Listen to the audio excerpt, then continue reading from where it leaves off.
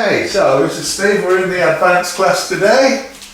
We're going to do some kinesiology. First I'll show you a few things that you really don't want to be doing with the kinesiology. So for instance, you do a strength test here. Now there's hundreds of different ways of doing kinesiology for diagnosis, osteopathy and all kinds of stuff. But don't do that, because you're crossing your own centre line and taking away an energy field. So we're looking at who's got the most energy fields. So first of all, your pressure points. If we hit a pressure point, so lung 5, we want to go that direction, even though it's yin, and you're supposed to go against the yin, but with the bunkai, you hit this way with this bone on the arm on lung 5, so we'll go with that. Okay, so get the right angle and direction on a pressure point. That particular meridian will spin anti-clockwise and bring the energy field in. So I've got an energy field one more than Steve. So if we had a third person, they could hit me and then we'd be the same, which we did try at the DSI seminar, but there's a lot of factors involved, because once you've done the 6 element exercises, pressure points now actually make you stronger. So if Steve was to hit me, it not only would not take away an energy field and make me weak in comparison, it would actually make me stronger and give me an extra energy field. So it's all about energy fields. So for instance, Steve's not trained for a while, and very rarely is his energy neutral. So if we do organ disruption, I've now got an energy field Steve hasn't got. So it appears that he's weaker than me. So if you're in a fracas, all kinds of things can be disrupted, charge up the meridians, and everything that should be disrupting you will make you stronger. From body misalignment, if we try that one, so we check, and if you look over there, Steve, it just turning the head will interact meridians, bring in an energy field, and they'll have an advantage. So that's a little bit of kinesiology, a little bit talking about energy fields. We're doing that at the seminars. We've got 3 seminars coming up, so that's all good. Now we want to look at energy gates.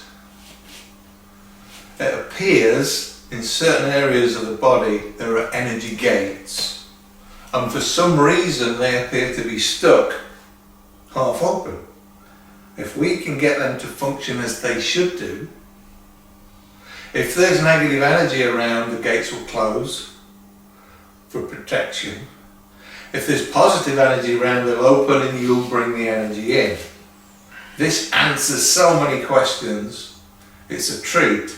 Now, one example is putting your hands on your opponent's elbows while he's trying to push you.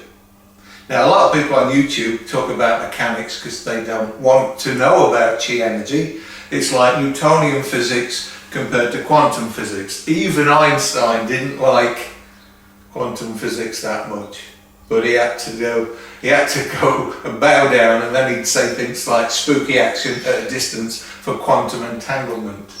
So, hands on the elbows, you don't need to push them up, you just touch, you put your hands there, and then that makes the other guy very, very light.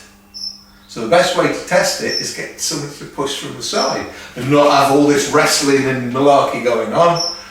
Have your hands there, they put their hands on you, somebody gives them a shove if they've got a reasonable stance, they'll be resistant to a degree, touch their elbows and they'll be light as a feather. So then you don't need any angle, any mechanic malarkey, we know it's to do with some kind of energy. So we need to do that, and I'm thinking, if Steve does that, point them elbows straight out, because I want to shove you. Give me a front stance and face me please, Steve. Nice low front, get that, that's it. So, I'm going to give Steve a push. Oh, bloody hell. Well, if it works, alright, so we touch the elbow and give him a push. Wow! That a difference. I'm happy with that's a really good experiment, because it cuts out a lot of the angles and all this stuff. So you do that. Nice, new experiment, lovely. Right, if we can get those energy gates with a little bit of healing to function as I think they should, that won't work. They should close, and then the energy fields will stay out, so I won't have an advantage. Okay. We'll be back in a minute after trying to do some kind of attunement on those gates. Okay, so we've done some kind of energy work on these gates, but only on the elbows, nothing else. So if you give us that stance again, hey Steve, let's do that. Okay, so we'll try pushing here, and it's nothing happening. And then we did there.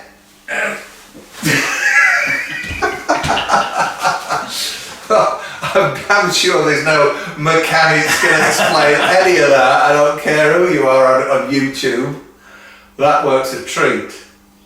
Now, the energy gates, if they're for some reason they seem to be stuck half open.